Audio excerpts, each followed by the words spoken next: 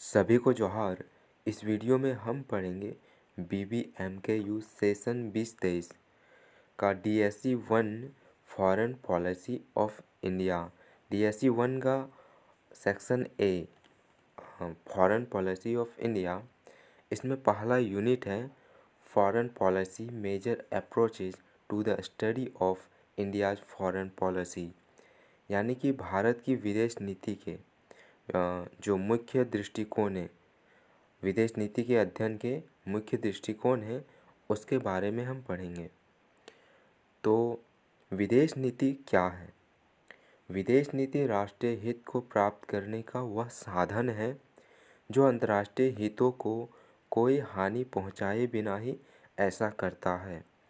मतलब कि कोई भी राष्ट्र अपना हित चाहता है और वह अपना हित किस तरह पूरा करता है, तो किसी भी अन्य राष्ट्र को बिना नुकसान पहुंचाए और किसी भी दूसरे राष्ट्रीय हित के जो है विरुद्ध न जाकर अपना राष्ट्रीय हित जो है सो पूरा करना या अपना राष्ट्रीय हित देखना।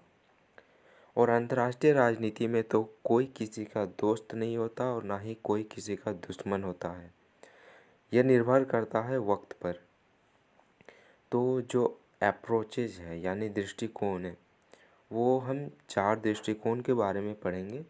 पहला है ऐतिहासिक दृष्टिकोण, दूसरा मार्क्सवादी दृष्टिकोण, तीसरा सैद्धांतिक दृष्टिकोण यानी कि आइडियोलॉजिकल अप्रोच, चौथा है विश्लेषणात्मक दृष्टिकोण यानी कि एनालिटिकल अप्रोच।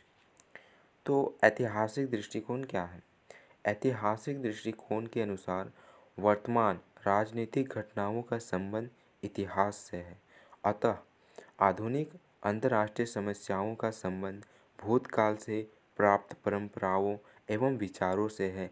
इसी प्रकार वर्तमान परिस्थितियाँ भावी घटनाओं के रूप में भावी घटनाओं के स्वरूप को निर्धारित करेगी, यानी कि जो इतिहास है वह वर्तमान को निर्धारित करेगी, ऐसा है। तो परिवर्तन प्रकृति का नियम है, इसलिए नीतियों के संबंध में कोई निश्चित एवं अस्थायी दिशा निर्देश ना तो संभव है और ना ही वांछनीय है। यानी कि कोई चीज़ फिक्स नहीं है और ऐसा हुआ है वह आगे भी ऐसा ही होगा, ये हम कह नहीं सकते। यह दृष्टिकोण कूटनीति इतिहास के अध्ययन पर विशेष बल देता है, यानी कि कूटनीति बुद्धि पर आधारित और जो बीच का रास्ता है उसे अपनाने पर अधिक बल देती है।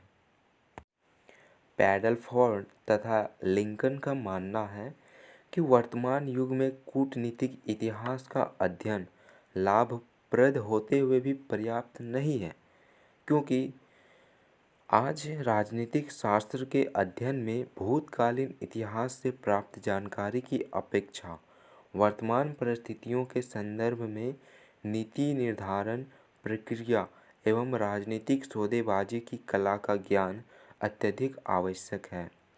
यानी कि जो पिछला समय था और जो वर्तमान समय है उसमें अंतर है, और अगर हम पिछले जो नीति है उसी के अनुसार अभी के नीति को बनाएं तो वह सही नहीं होगा, बल्कि हमें वास्तविक जो रियलिस्ट थिंग है उसे अपनाकर जो नीति निर्माण है वह करना चाहिए, ऐसा पैडलफोर्ड तथा लिंकन का मानना है।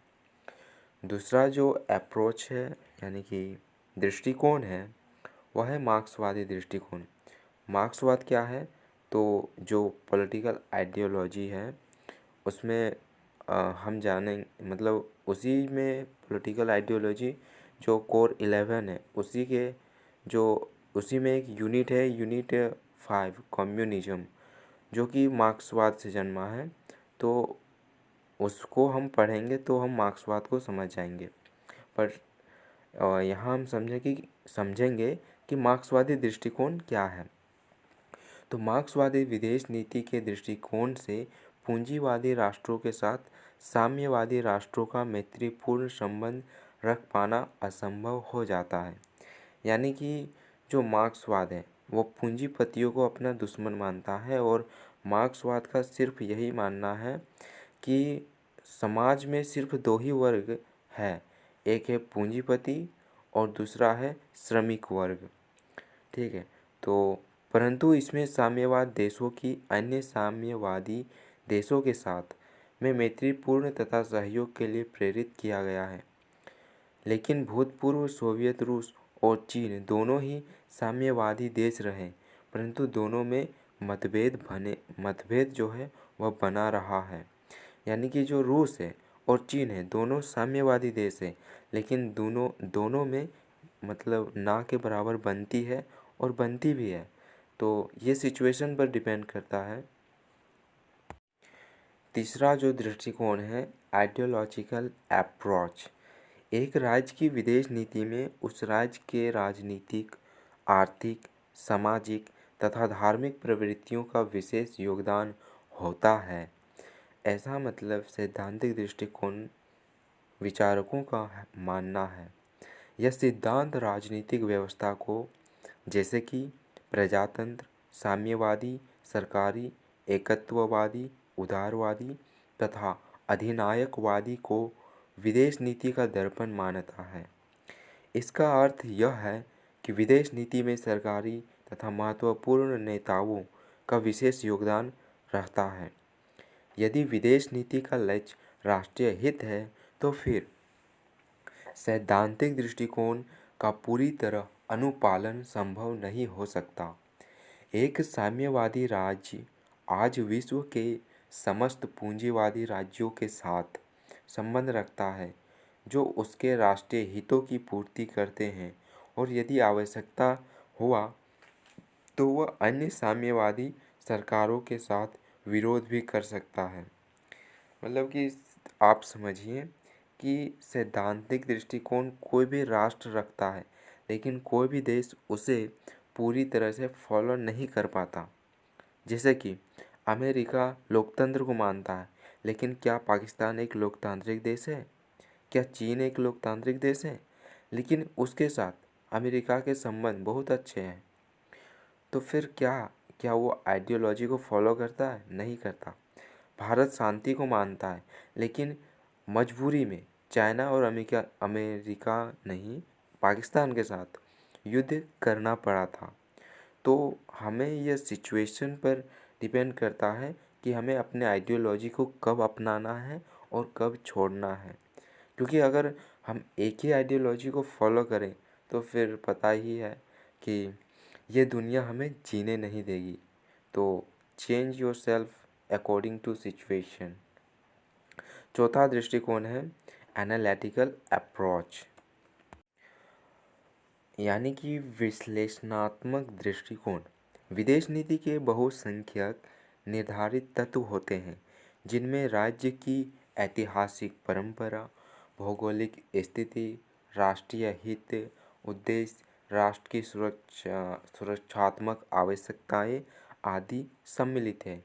यानी कि एनालिटिकल अप्रोच में जो है सो हमें राष्ट्र के बहु तत्वों को अध्ययन करना पड़ता है, जैसे कि उसका भौगोलिक क्षेत्र, उसका हित, उसकी स्थिति, उसका जो संस्कृति है, भाषा, उसका उद्देश्य, उसके राष्ट्र की सुरक्षात्मक पद्धति क्या है, उस राष्ट्र की विचारधारा क्या है, ये सब हमें एनालिटिकल अप्रोच में पढ़ना पड़ता है। केनेथ डब्ल्यू थॉम्सन कहते हैं कि समय समय पर देश के घरेलू राजनीतिक क्षेत्र में यह सुनने को मिलता है कि अमुक राजनीतिक दल अथवा नेता अवसरवादी है।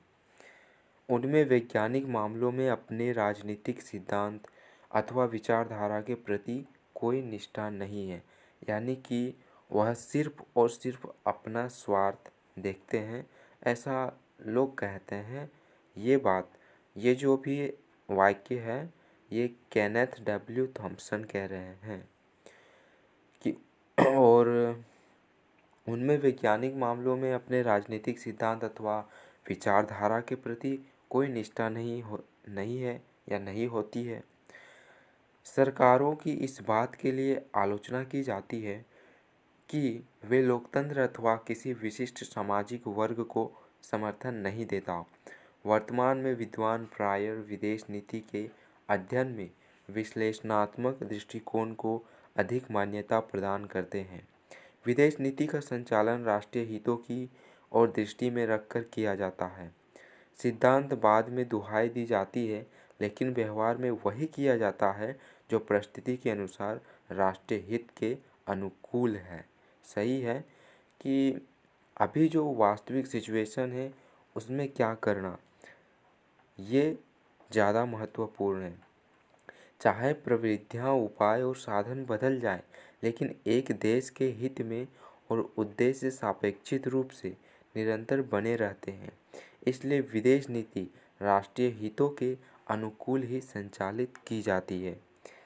ये बस जैसे कि जो सेकेंड वर्ल्ड वॉर था, उसके बाद जो शीत युद्ध यानी कि कोल्ड वार हुआ, उसमें वर्ल्ड जो है सो 3 गुटों में बँट गया था।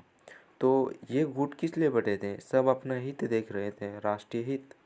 राष्ट्रीय हित के अनुसार ही कोई देश अपना सिद्धांत बनाता है। तो बाकी और भी सारे टॉपिक्स हैं, तो अगले वीडियो में बात करेंगे। तब तक के लिए बाय बाय, थैंक यू।